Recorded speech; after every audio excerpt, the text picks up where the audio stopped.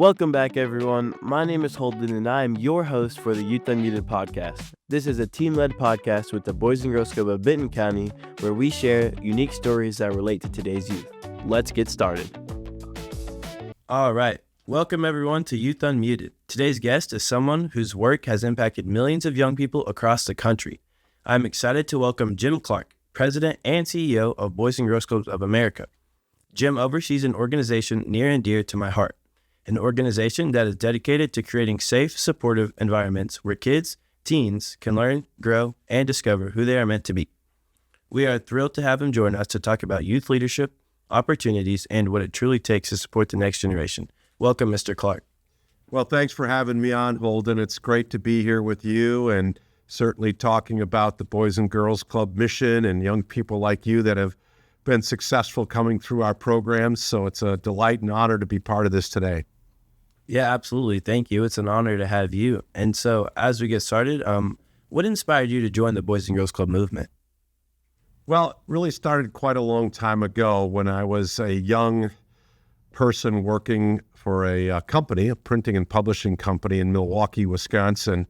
And at the time, I was a young executive. I ran one of the departments, and our CEO said to me, I'd like you to get involved in the community and spend some time representing our company, but also doing something good for the community. And I said, okay, what is that? And he said, we'd like you to get involved with the Boys and Girls Clubs. I didn't know anything about it at the time, really, very little.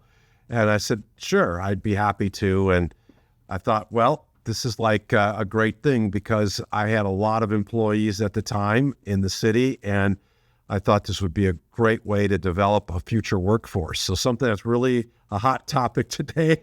I was thinking about 40 years ago or 35 years ago. And so I just got involved, and I'll tell you what, quickly I learned it was so much more than I ever thought it was. And the impact that Boys and Girls Clubs were having on young people, on families, and on the community was truly significant. And so I fell in love pretty quickly and knew that this was something near and dear to my heart and that I was very passionate about when it came to making our community better and helping people so that they could thrive and grow in life as well. Yeah, that's awesome. And you just talk about the impact it makes. And I'm just a firsthand example of that because the club family in my community has just done so much for me. Because of the Boys and Girls Club, I'm here today. I'm able to host this podcast. I'm able to talk to you. And it's just really allowed me to, find future career interests, maybe one day working at the club, maybe one day working where you are. It's allowed me to find possibilities of what colleges I wanted to go to and really just why having a passion and be able to fight for the issues that matter to you are important. And so all the things you mentioned are exactly right. And I just see that in my day-to-day life with the club. So thank you for that. Absolutely. Well, listen, we're fortunate to have you as well. And this is really all about the future. And you think about it, young people today, whether they're kids or teenagers, are the future of America. And we need to have a great future. So when you sit back and look at all of the young people coming to Boys and Girls Clubs, our job and our goal is to ensure they have experiences and opportunities that are going to prepare them for later in life when they become an adult and have to support a family and be a great citizen in communities. So this all comes together. Yeah, absolutely. The next question I wanted to ask is, what was it like being the CEO of Greater Milwaukee? Well, it was great. It was just an awesome experience. I was the CEO for the Boys and Girls Clubs in Greater Milwaukee for 8 years. And during that time, we grew tremendously. And so it was just a fabulous opportunity to really introduce the Boys and Girls Club program and experience to so many more young people and families over the course of that time. We pretty much doubled or tripled, depending on the category, over those 8 years. So it was very rewarding, very gratifying. We had to build a large team of people. We had close to 1,000 employees. So it was pretty massive when you think about it. And part of the job was to create this vision, to cast a vision, to inspire people to not just come to work for a job, but to be part of this mission and focus on changing the trajectory of young people's lives. So to be part of something like that was really exciting. I got a chance to work with a fabulous board of directors made up all of the pillars of the community, the leaders of Milwaukee, some of the titans of community corporations, the titans of community leadership. And it was just exciting to really take advantage of their experiences to help grow the Boys and Girls Club in Milwaukee. And it was just really a great time for 8 years. Yeah, it sounds like it. And the growth you had was tremendous. What do you think made that growth possible? Like to be able to double or triple like in size, because that's truly like that's outstanding. And so what do you think was able to make that successful? Well, it's a team effort. I just had the privilege and honor to be the leader and hopefully help people to realize their potential. And when it came to what was there and what we could do, it was rallying everybody around this common goal and this common vision of having more young people benefit and have the opportunity to have a great future because of the work that we do. And there was a huge need in the community and a lot of unmet need. There was certainly other services, but not enough. And so it was really a driving force for us to do more. And our board believed in that. Our team believed in that. And they went out every day and worked really hard, tirelessly, committed and dedicated to growing the organization so we could serve more young people so that they could go on and be successful in life. So it was a big team effort. I had a great team, fun people to work with, and we worked really hard day and night, weekends to try to do better and make a difference in that community. Yeah, teamwork and team effort seems like is what made that possible. And being in that leadership role, and even the one you're in today, leadership is something you see a lot. So what does leadership mean to you? And I can already tell that it's going to be a lot about, working together based off of what I've already heard. But what does it mean to be a leader? Well, being a leader isn't necessarily about being perfect or being right all the time.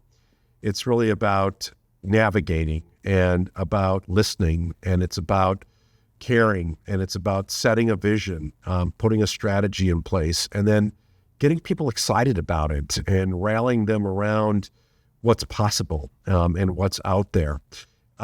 You can't do it alone, and everybody has skills. I work hard to find people to work with me that do better than I can do in a certain area, and then I work hand in hand, shoulder to shoulder, arm in arm with our team, so that we're all rowing in the same direction, trying to get to the same place. And so to me, it's really about casting a vision and creating a culture, building an atmosphere that's conducive to self-motivation so that people want to do it, not have to do it. And to your point a minute ago, it's a team sport, and it takes everybody contributing to make that happen. And I approach it as kind of equal portions. Everybody has a say. Everybody has an opportunity to talk about what's important to them, to offer their opinion. I don't like a lot of bobbleheads sitting around the table going, yeah. I want to hear what people have to say. And you do that, and it creates the opportunity to make better decisions that are more impactful and more efficient, more effective. So to me, my leadership point of view is to really treat everybody the same by treating them different and taking advantage of their particular skills or their particular experiences, knowledge, and wisdom, and bringing it all together so that we have a collective force of nature that is creating change at a rapid pace and doing great things for people. Yeah, I really like that. And in the beginning, you said like you wanted to make it fun. You wanted them to care about that. And I think that's something that's very important, and something that not a lot of people bring up is if you are in that leadership role, you want people that want to be there. And maybe if they don't want to be there, you want to make it your job and your mission to get them excited for it and make them determined. Because honestly, the best work that we are able to produce is the work that we care about. Is when you're an advocate, you want to advocate for the things that you believe in. When you're the CEO like yourself, you want to do it for an organization that you care a lot about. And we can already see that the Boys and Girls Club is an organization that you care a lot about. So that is definitely a new word, fun, determination, that I haven't heard a lot. but I really like it and I can really respect it, because if you don't have that desire and that enjoyment in what you're doing or what you're working on, then the best is not going to be able to get done, if anything at all. I totally agree. And look, if you don't enjoy your work, it's not the place for you. And I say that all the time. My last day will be the day I don't have any fun, because we all work really hard and you spend a lot of time at whatever profession you choose to be in. And we get a double blessing because, yes, it's a very rewarding, gratifying profession, but we also get to enjoy it. And it's really the opportunity to marry your passion with your profession and have fun along the way. Yeah, absolutely. And we talked a little bit about that leadership. So, and you talked about it being fun. What is your favorite part of your job? What's the most fun to you, or what do you enjoy the most? Well, the favorite part of my job is getting to spend time at our local boys and girls clubs with the staff, with the volunteers, with, of course, the teenagers and the younger kids, and really hear what's going on in their life, what's working well at their club. Why do kids want to be at the Boys and Girls Club? Or what more do they want to have there to experience? And how can we learn from what they're telling us so that we can constantly improve and constantly get better? So interacting with people, that's where I get my energy from. Talking to you, talking to your professionals that run your club, those are things that get me excited. And when I get to do that and get to spend time with people, that's what energizes me. And that's the best part of my job. Yeah, absolutely. Talking about the professionals at our club, like the staff at my club and that, like so many clubs are just so amazing and so supportive. We have a staff, our director of programs, Ashley, she is someone you've had the opportunity to interact with, but she's just like the driving force that, I feel like really keeps our teens engaged and going. She's a big reason why this podcast is, as successful as it is. And we've been able to have amazing guests like yourself and former NFL players and even the National Youth of the Year, Hamina, is just because like the way she's able to interact with people and just the positivity she spreads not only to our guests and our club kids, but also her coworkers and the employees as well. It's just something that really keeps everyone motivated.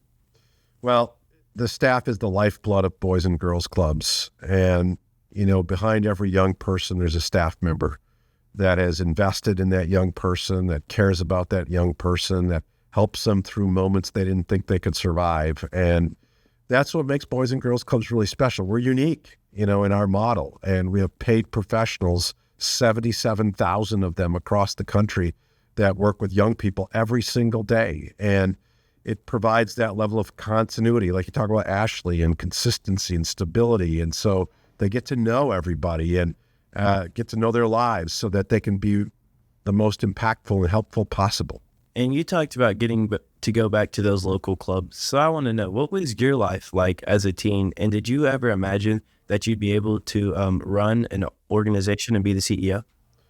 Well, to answer the last part first, no, I never would have thought I would be in this job. And would I be, the CEO of Boys and Girls Clubs of America? As I said earlier, it's a privilege, it's an honor to be in this role. And, to your first part of the question, what was it like being a teen?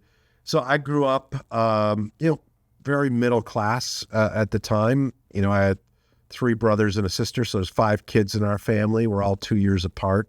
I was blessed to have 2 great parents, and we grew up. Both my parents worked, so I knew what it was like to be home or in after-school activities, sports and things like that. So, as a teenager, I was in sports, and so I participated a lot after school, and getting practice in and all those types of things. And I did other activities as well. I worked part-time when I went going through high school. Kind of had to, if I wanted to have any money, had to work. So I worked part-time at a restaurant, and I think those were great experiences too. You learn the meaning of work and what it means to earn an income or earn some money. And you value that so much more, and you're a lot more careful with it than if it was somebody else's. So, we didn't have a Boys and Girls Club in our neighborhood or nearby. There just wasn't a lot of them around. And so I think if I were in a place that had one, I would have been there for sure, because to me, that's just such a great place, safe place. It's a fun place. I mentioned sports, but there's so much more in terms of getting your homework done. I certainly needed help with that. I wasn't the greatest student, so all of that would have been a benefit. So you have to make do and do it in different ways. But so I grew up, kind of understanding different things after school than necessarily Boys and Girls Club, but definitely had activities that I participated in. Yeah, absolutely. And I can relate a little bit. It is just me and my mom at home. She's a single mother. And so for her, she works, and I had that time after school to go before she got off work. And at the time, I didn't have sports after school like I do now. And fortunately for me, I did have the Boys and Girls Club. And just being able to see the impact it has made on me is like so amazing. And my personal growth is outstanding. I'm writing my essays right now for the Youth of the Year packet. And I've been able to go back and kind of just like reminisce on all the things in my life and just how much of an impact the club has made. And it's crazy to see like how I was when I started compared to where I am now.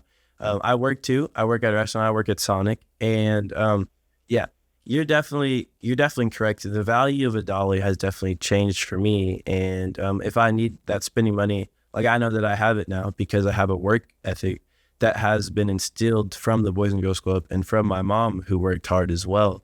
So I've been able to see directly how like those two forces in my life have just really like impacted me to, work hard, have a good, strong work ethic. That way I can be successful in the things that I want in my life, and I can be able to have those opportunities to give back. For sure. Yeah. Next question I have for you is, what do you think is one thing that adults misunderstand about teens today? Just one thing? There's probably a bunch, right? Absolutely.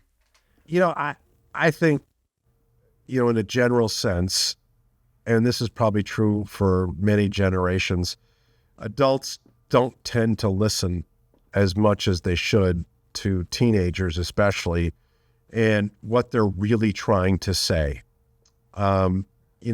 It's kind of an age-old dilemma, and yet if we get good at it and we really listen, and it's not just kind of the superficial stuff, but really listen to what's being said and then work to change or to try to meet that person where they are and what they're saying, I think we'd all be a lot more successful. But really, when it comes to misunderstanding, I think a big part of it is independence. I think adults have a hard time as young people grow, especially become teenagers, is letting go and giving that independence and accepting some of the decisions that teenagers make, even though we think they might be wrong or we think there's a better way to do it. We should be a lot more open to accepting those decisions or accepting those opinions, or at least trying to do some things differently.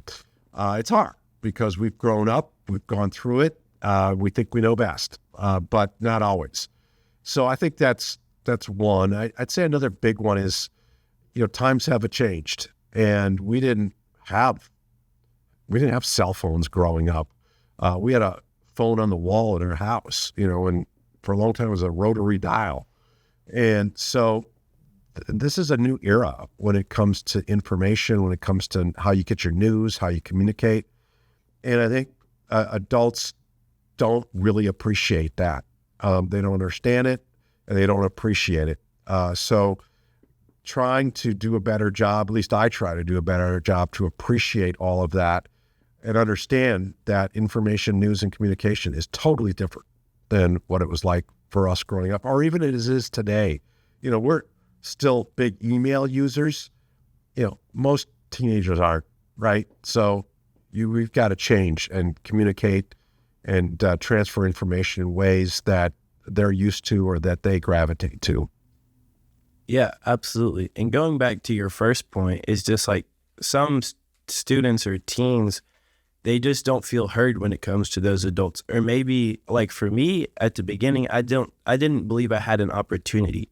And a word I've been able to use when I talk about the Boys and Girls Club is spotlight. the Boys and Girls Club is such a spotlight for me and other youth to be able to speak about like what matters to us and like how the Boys and Girls Club has been so impactful. We're from Bentonville, and so recently we had a meeting with Walmart officers, and they came in and I got to speak to them for like just 6 minutes about my club experience. And it was just so authentic because I was able to just really speak from the heart about what the club has done for me. And just being able to do that in front of like some of like the most successful people in our area was really genuine to me because I could tell that they truly cared about my story. They cared about who I was and about my issues. And it was just important because a lot of time teenagers or students, they just don't get that opportunity. They don't get to tell others about their life story, you know, what struggles they've gone through, but also, you know, their accomplishments, what they've been able to do and how they've been successful. And I think that's important for all teens to get to talk about their highs and their lows. And with the Boys and Girls Club, there's so many different ways to be put in that opportunity, whether it's speaking at a board meeting or an officer meeting like I was at, you know. We have other opportunities like through TLC, Think, Learn, Create, Change, which is where the programs can go and speak to their senators or those representatives. And these are all just opportunities that, you know, I feel like a regular like teenage experience wouldn't get if they weren't a part of the Boys and Girls Club.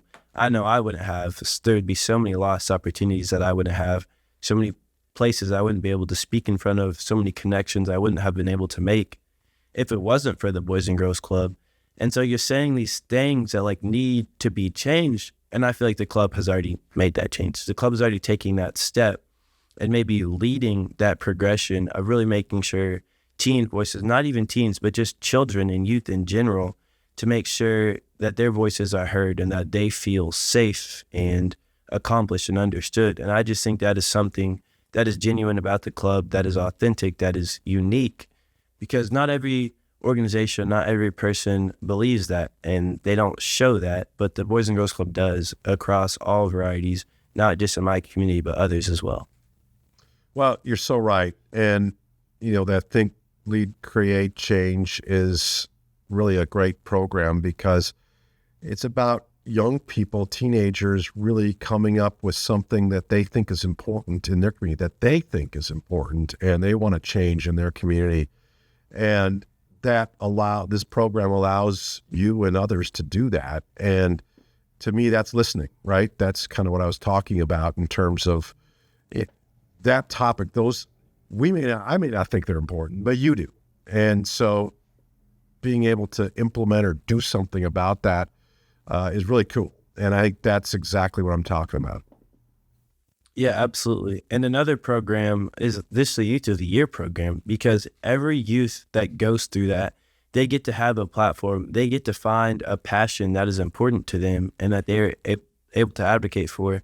And for me, that was food insecurity. And I was in 8th grade when I did my first Youth of the Year. And so I can just remember, like, over the last 4 years, how my mind and my community engagement has transformed from what I believed just as an 8th grader to now, what food insecurity, like how it affects people, and just how I'm able to like give back and make change and advocate for that is so great. And it's all because the club was that spotlight for me, and they encouraged me to find ways to give back. And I just think it's important to give back because the community, especially as the Boys and Girls Club is, the community does so much for us. I've seen that firsthand in Northwest Arkansas, how much we're able to get like donations and just people to come and support us and like maybe volunteer at our events, just how much of an impact that makes on the kids, on the staff, on the teams. It's really just something that keeps the Boys and Girls Club growing. And so that is just another important factor. And it also allows kids to, you know, maybe have a future career interest, you know, like maybe being an advocate, working for food insecurity, maybe that's something that I want to do in the future. It's definitely an option that I know now because of the club. For others, it's mental health. They want to go into a career where they can talk about mental health, maybe being a therapist, maybe being an advocate. There's just so many different avenues that the club inspires people to go into, and they give them the resources needed to be able to fulfill those careers as well. You're spot on. I appreciate that. And so that is all that we have for the first episode. I want to thank everyone for listening, and a huge thank you to Mr. CEO Jim Clark for joining us. Please make sure to tune in for part 2, where we get to hear about Jim's story.